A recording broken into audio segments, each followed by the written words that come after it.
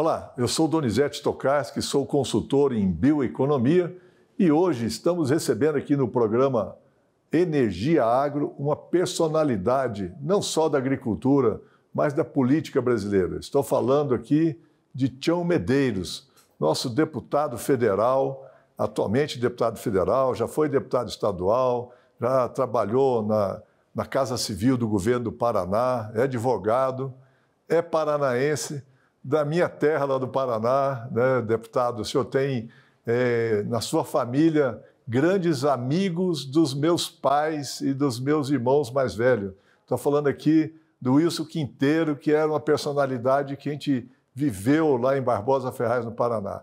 Então, a nossa relação, deputado, é muito maior do que simplesmente o senhor como parlamentar aqui, e eu agradeço a oportunidade de recebê-lo aqui. Donizete, eu que fico feliz de estar aqui conversando contigo nesse programa que já é sucesso, Energia Agro, um tema tão importante, e feliz ainda mais de saber que a gente tem tantas pessoas em comum, histórias, né?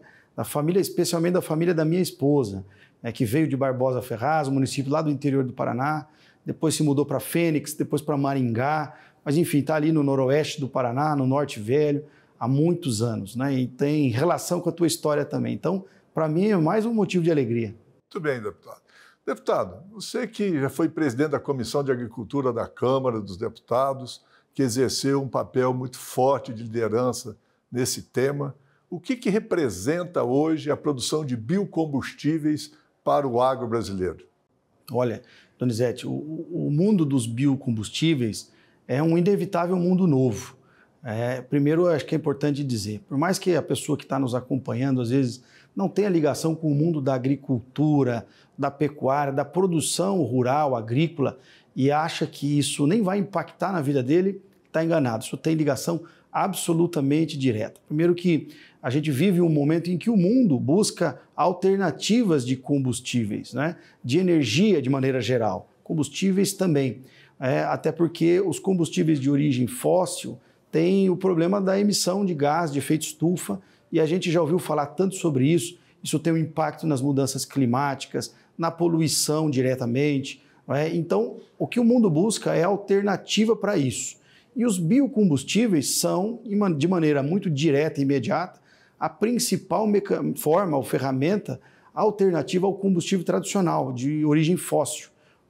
Claro que a gente tem outras ferramentas de energia, também a energia elétrica, agora com as energias solares, eólicas, outras formas de geração que vão se tornando realidade, que também são bastante sustentáveis. Mas no mundo das energias e dos combustíveis, o biocombustível eu acho que é a grande virada de chave, a grande mudança de paradigma, né, de sair daqueles tradicionais combustíveis fósseis para esses de origem vegetal e também de origem animal. Aproveitar isso que a natureza nos deu de oportunidade de fazer isso combustível, fazer isso energia limpa, né, com muito pouca emissão ou quase nada emissão, né, com a pegada de carbono praticamente neutralizada, ou seja, com impacto nenhum para a natureza no longo prazo. E isso vai impactar na nossa vida, na qualidade de vida. Afinal de contas, nós não somos ilhas, nós vivemos nesse ambiente. E esse é um esforço conjunto de todo o mundo. O Brasil tem um papel muito importante nisso, mas o mundo todo olha nessa direção, endereça suas mudanças de combustíveis nessa direção, porque todo mundo é impactado em mais ou menos, ou maior ou menor grau, mas todo mundo é impactado. Deputado, o senhor participou ativamente também na aprovação da Lei Combustível do Futuro, que foi relatada pelo deputado Arnaldo Jardim, que é também um profundo conhecedor desse tema. A Lei Combustível do Futuro, ela prevê novos biocombustíveis, como o SAF, o combustível para aviação, o diesel verde, o biometano, além do aumento da mistura do próprio biodiesel e também do etanol de milho. O que a população pode esperar com a implementação dessa lei no ponto de vista não só de produção de combustível, de biocombustível, mas também da industrialização brasileira a partir do uso desses biocombustíveis? Olha, Donizete, primeiro aqui fazer um registro público e verdadeiro da capacidade do talento do deputado Arnaldo Jardim. esse é um mundo muito próprio, muito particular e que poucos deputados têm o domínio, o conhecimento e a profundidade que tem o deputado Arnaldo. Então, acho que o tema não poderia ter sido tratado por alguém melhor do que ele. Ele sim é um profundo conhecedor. Eu estou ainda iniciando essa caminhada. Mas dizer que, como a tecnologia avançou muito, ao longo desses últimos anos, novas rotas tecnológicas foram desenvolvidas e permitindo chegar a partir de derivados de origem tanto vegetal quanto animal em combustíveis que antes, no passado, não faziam parte do nosso dia a dia, né? O SAF, que é o combustível da aviação, imagina um combustível da aviação sustentável. Isso é muito legal e a aviação queima muito combustível. E isso também faz parte do quanto mais desenvolvida é uma sociedade, maior a capacidade de mobilidade. E o avião é a ferramenta fundamental. Então a gente não quer que as pessoas voem menos, ao contrário, a gente quer que elas voem mais, mas com combustível que polua menos ou que seja mais sustentável do ponto de vista ambiental. E aí a SAF é a grande solução. Mas também tem outros combustíveis, outros biocombustíveis, o próprio diesel verde, que já existe tecnologia para isso, mas ainda não está escalado em nível comercial e por isso os custos ainda não estão acessíveis. Mas é um diesel de origem totalmente vegetal e não é biodiesel, é diesel, o R100. Então isso é muito legal e eu fico muito feliz como alguém ligado ao agro de ver o quanto o agro pode ser a ferramenta de transformação da nossa sociedade e do mundo. Não só na alimentação, mas também fornecendo combustíveis alternativos e com um impacto ambiental praticamente negativo, nenhum. Então a gente vai viver nos próximos anos uma migração daquilo que a gente achou que nunca deixaria de ser a única fonte de energia, o combustível fóssil, para um combustível sustentável, e que diminui ou quase não tem emissão de gases de efeito estufa, diminui essa dependência do fóssil, valoriza, incentiva e confirma a agricultura como uma forma, um setor estratégico da economia, por isso a agricultura protagonizando, além da parte alimentar, também a parte de energia, isso é fundamental. E o Brasil, que tem no seu DNA essa vocação de produzir, esse talento, esse conhecimento, vai ter mais uma fonte de renda para o produtor, porque ele vai também vender energia. Deputado, no estado do Paraná, nós temos lá um exemplo grandioso de investimento nessa área de biocombustíveis. Lá no município de Lapa, a indústria Potencial, ela já é a maior unidade de produção de biodiesel do país, vai se transformar como uma das maiores do mundo, né? E também ela está investindo no esmagamento e, pelo que consta, vai também montar uma indústria de etanol de milho. Veja só a dimensão e o quanto isso fortalece a agroindústria nacional e, ao mesmo tempo, produz outros produtos além dos biocombustíveis. E aí eu queria perguntar para o senhor, deputado, o estado do Paraná, que já tem algumas unidades de produção de biocombustíveis, ele está se apropriando, vamos dizer, dessa riqueza agroindustrial e o que mais que vem junto com a produção de biocombustíveis? Olha, Donizete, o Paraná lá atrás tomou uma decisão muito acertada. Alguns anos atrás, o Paraná decidiu verticalizar a cadeia de produção e pegar a agricultura, que é bastante consolidada no estado, e agregar valor. Ou seja, traduzindo isso no português simples, ao invés de exportar o grão in natura de milho, o grão in natura de soja, o trigo, a cevada, enfim, tudo aquilo que o Paraná produz, tomou a decisão de verticalizar a cadeia e industrializar no próprio estado. E ao invés de vender o milho, vender ou o óleo, ou o produto final, a margarina, ou então fazer a cadeia completa do frango, por exemplo, da suinocultura, da avicultura, da piscicultura, e vender o produto final acabado. Já vendeu o peixe, a proteína do milho que se transformou na ração junto com a soja, e já vendeu então com valor agregado maior, o frango, o suíno, ou até o boi, o gado de leite, que é forte no Paraná também. Então essa foi uma decisão muito acertada, porque primeiro precisou industrializar o estado para que ele pudesse agregar esse valor. Então hoje a agroindústria faz parte do interior do Paraná, com muita força mesmo. Isso foi puxado pelas cooperativas, sim, é verdade. O modelo cooperativista funciona e funciona muito bem no Paraná. Das 10 maiores cooperativas do país, 6 são paranaenses.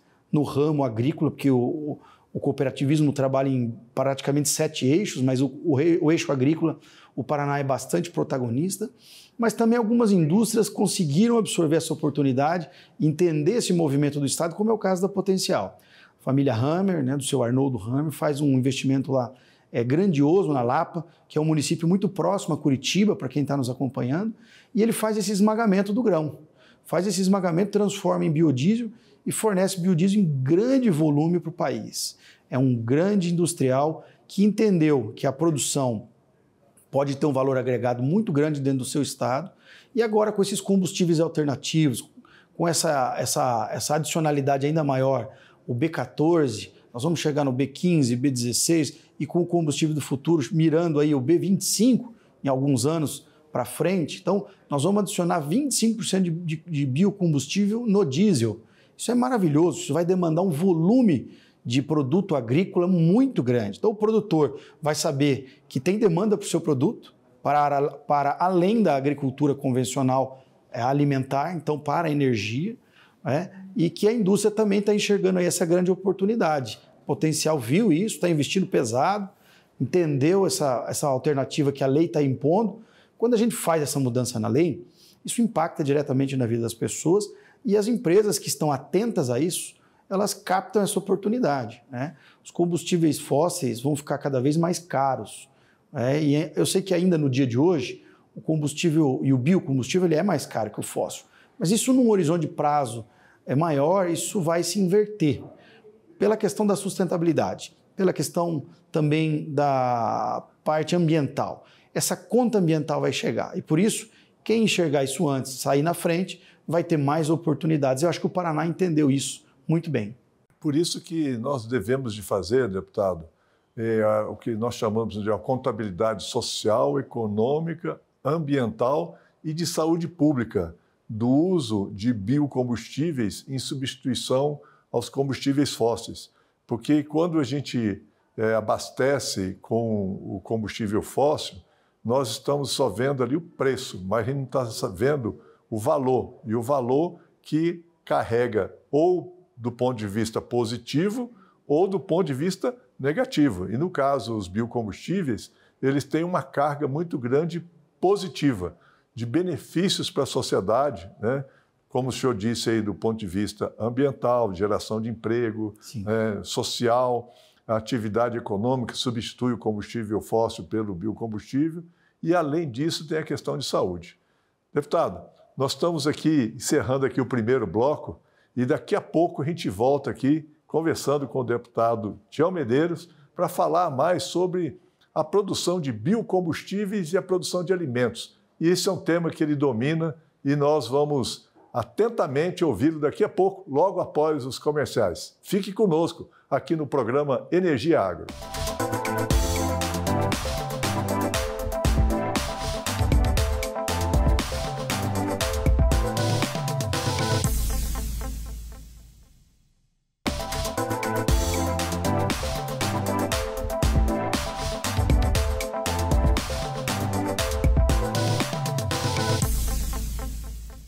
Voltamos aqui no programa Energia Agro e hoje estou conversando aqui com o deputado Tião Medeiros, nosso conterrâneo lá do Paraná. Deputado, muito se fala na concorrência de biocombustíveis e alimentos. Algumas pessoas, vamos dizer, desinformadas, tratam dessa questão exatamente para limitar a produção de biocombustíveis no Brasil. Qual que é a sua leitura sobre isso? Olha, Donizete, eu acho que para mim nem é uma dúvida, eu tenho uma clareza muito grande de que não há essa concorrência, não existe essa disputa. Primeiro porque a gente tem uma capacidade de produzir e esse excedente, tal é que o Brasil é reconhecido mundialmente por ser o maior produtor e com capacidade de exportar os excedentes. A gente já produz e exporta o que não vai ser consumido internamente, nem para alimentação, nem para outros fins.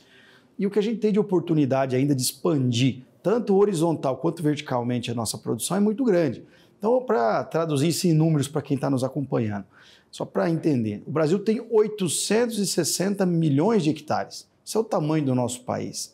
Sabe quanto a gente tem de agricultura instalada? Agricultura, 44 milhões de hectares.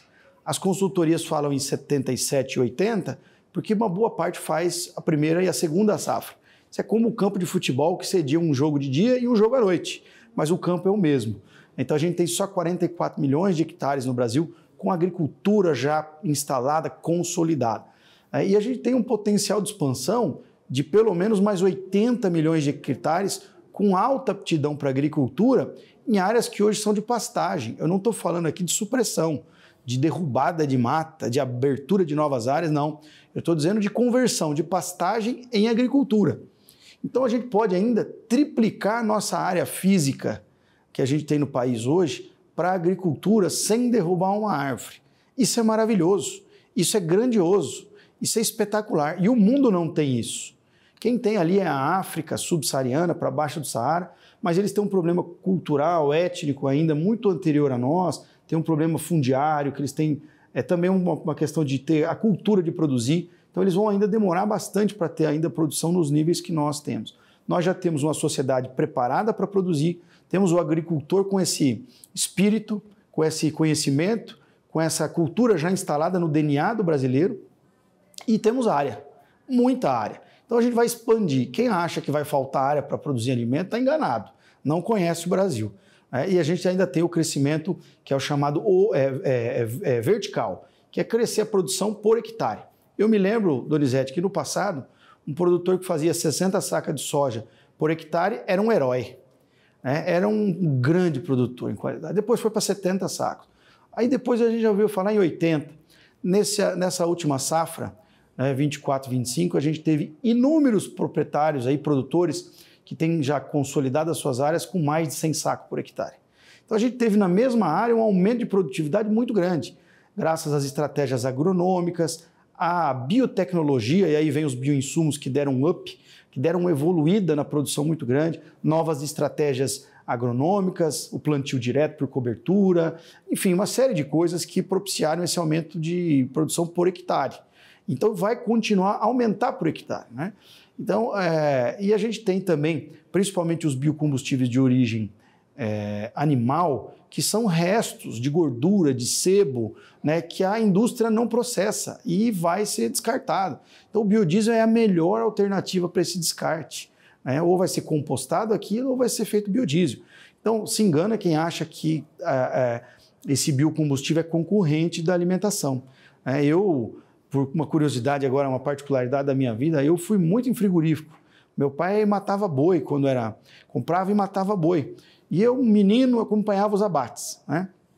E quem já acompanhou um abate no frigorífico sabe o quanto é tirado das vísceras de dentro do gado, né, das áreas menos que não tem uma destinação comercial, a gordura visceral, a banha, o sebo, tudo isso vai para o biocombustível. Assim como o couro vai para a curtição, o rabo do boi vai virar pincel e pouca gente sabe, né? E tem assim o fel do boi vai para a indústria farmacêutica, são subprodutos que têm outros destinos para além da alimentação. E o sebo de origem animal é a mesma coisa, vai para o biocombustível. Então não é concorrente de maneira alguma, são coisas absolutamente distintas. Além disso, é importante destacar que uma indústria de biocombustível não é só uma indústria que produz energia líquida, vamos chamar assim, né? Ela produz diversos outros produtos. Por exemplo, o senhor falou aí da indústria de biodiesel. Ao processar a soja, tem o farelo e tem o óleo. O óleo, as pessoas não comem mais óleo do que já estão comendo, né? Já consomem e cada vez mais as pessoas diminuem o consumo de óleo, né, na sua alimentação por diversos fatores. Mas o farelo vira ração. Animal. E a ração vira proteína. Então, aquelas pessoas que afirmam essa concorrência, elas não estão, como o senhor disse, conhecendo a produção agrícola brasileira. Além da tecnologia que o senhor muito bem colocou, ainda tem todo o aproveitamento dessa cadeia produtiva para transformar esses produtos em alimento. E hoje o Brasil é grande produtor de alimentos, né? Exatamente. E a mesma lógica vale para o milho. A gente tem o etanol de milho, que é um combustível sustentável, que é um combustível limpo, que é um biocombustível, né? Que agora está crescendo demais o etanol de milho, de origem de milho, porque sempre teve tradicionalmente de cana. E agora o etanol de milho já tem aí uma parcela super expressiva e importante do mercado brasileiro. E o DDG, que é o subproduto, também vai para a ração animal. Então o milho passa a ter uma função estratégica na energia brasileira, para produzir o etanol e a ração animal ao mesmo tempo, que é o seu subproduto. E é isso. Quem fala que concorre está enganado. A mesma lógica do farelo de soja se aplica também ao milho agora. E o Brasil produz alimento em grande quantidade.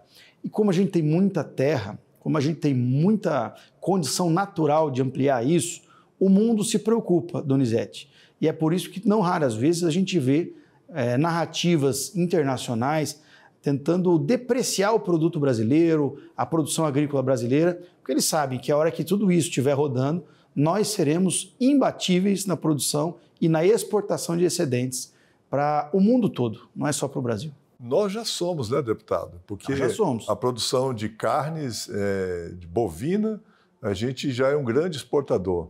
E, além disso, a produção de suínos, a produção de frango, ovos e derivados de leite, etc.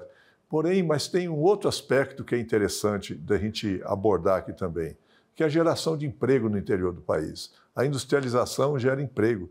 E o estado do Paraná é um estado essencialmente agroindustrial, né? E como que os biocombustíveis estão expandindo essa indústria no Paraná?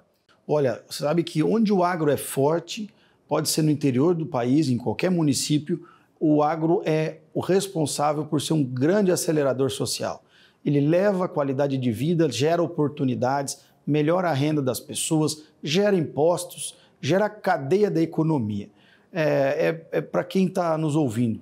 Minha cidade, que é uma cidade pequena, de médio porte, Paranavaí, no interior do Paraná, que vem da junção do rio Paraná com o rio Ivaí, a soma dos dois nomes é que deu o nome da minha cidade, Paranavaí. Tem, por exemplo, uma indústria muito grande de frango. Tem agora também um matrizeiro muito grande, um backup genético muito grande da suinocultura.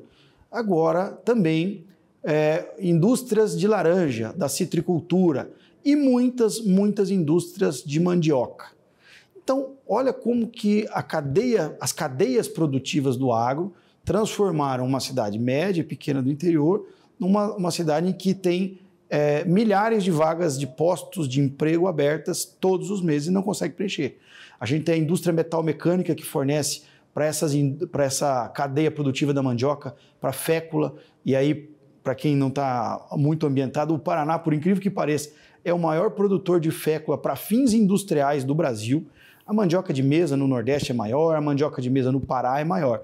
Para fins industriais, para fazer lá o sagu, a tapioca, o pão de queijo, enfim, a goma, que muita gente chama, o polvilho, precisa da indústria. Então, essa cadeia toda em torno da indústria da mandioca cresceu. Em torno da indústria da laranja, o suco de laranja, a exportação do suco concentrado, e, como eu disse, o frigorífico de frango, o de suíno. Então, a riqueza de oportunidades que o agro gera para o interior é inimaginável.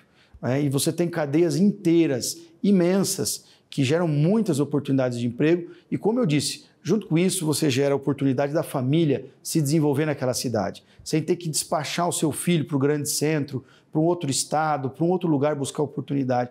Quando o agro vai bem no interior, a cidade vai bem, as famílias prosperam, querem ficar por ali, porque ninguém quer despachar e dividir a família em 2, 3 municípios, 5 cidades. A mãe quer ter os filhos perto, os filhos querem ter suas famílias ali também. Isso é muito prazeroso. Eu vejo as pessoas que vão embora das suas regiões e nunca é fácil ir embora de casa. Então, quando você tem uma região que o agro está bem consolidado, firme e forte, você tem pessoas mais felizes, que moram lá, se desenvolvem, têm oportunidade de crescer, ainda que no interior do país. Um operador de máquina, só para quem está nos ouvindo tem que ter a dimensão do que é isso, um operador de retroescavadeira hoje ganha de 7 a 9 mil reais. Um operador de colheitadeira ganha isso, 9, 8, 9 mil reais por mês. É um salário digno para morar no interior, que custa muito menos que morar na capital. E eu posso dizer isso porque eu moro em Paranavaí e moro em Curitiba, na capital, e estou aqui em Brasília também. Sei quanto é mais caro morar nos grandes centros. Para você comer, para você viver no interior é muito mais barato. E então, morar no interior é melhor do que morar na capital. Eu não tenho dúvida disso. E também hoje eu posso afirmar que onde o agro vai bem, as cidades vão bem e as pessoas vivem melhor. Deputado, nós estamos falando aqui sobre as potencialidades do Brasil e daqui uns dias nós vamos ter a COP30 em Belém. O que o mundo pode esperar dos exemplos do Brasil aqui para a COP e o que o senhor imagina que nós teremos aí de mensagem ao mundo? Olha, Donizete, eu espero que todo esse esforço que a gente tem feito de transição energética, de descarbonização, dessa agricultura mais sustentável do mundo, que é a brasileira, possa ser reconhecido pelo mundo, especialmente aqui no Brasil, e que nossos produtos tenham um valor agregado diferenciado lá fora, né? Que esse esforço que a sociedade faz de fazer todas essas mudanças em nome dessa mudança climática, desse respeito a esse novo momento que a gente está vivendo, tenha um valor agregado, que não seja só discurso, que o mundo, que os países de primeiro mundo paguem essa conta e que valorizem a forma com que o Brasil enfrenta essa mudança climática, esse processo de descarbonização e especialmente a transição energética que nós estamos protagonizando aqui no país. Muito bem, conversamos aqui com o deputado Tião Medeiros. Muito obrigado, deputado, pela oportunidade, né? Esse jovem que é uma liderança dentro do Congresso Nacional, quando se trata de questões ligadas à agricultura, à produção de energia no Brasil, ele está atento a esses temas. E nós aqui estamos no programa Energia Agro, debatendo a transição energética no Brasil e no mundo, sempre trazendo aqui pessoas qualificadas para debater esse assunto. Fique conosco aqui no canal Energia Agro, acompanhe as redes sociais. Se tiver alguma dúvida dos programas que nós já passamos por aqui, entre no site donizete.tokarski.com.br e lá você vai ter todos os programas e também nas redes sociais, ou então aqui no YouTube do AgroMais TV. Nos acompanhem. Aqui é o programa Energia Agro, sempre trazendo bons debates sobre a energia e o agro no Brasil e no mundo. Até mais!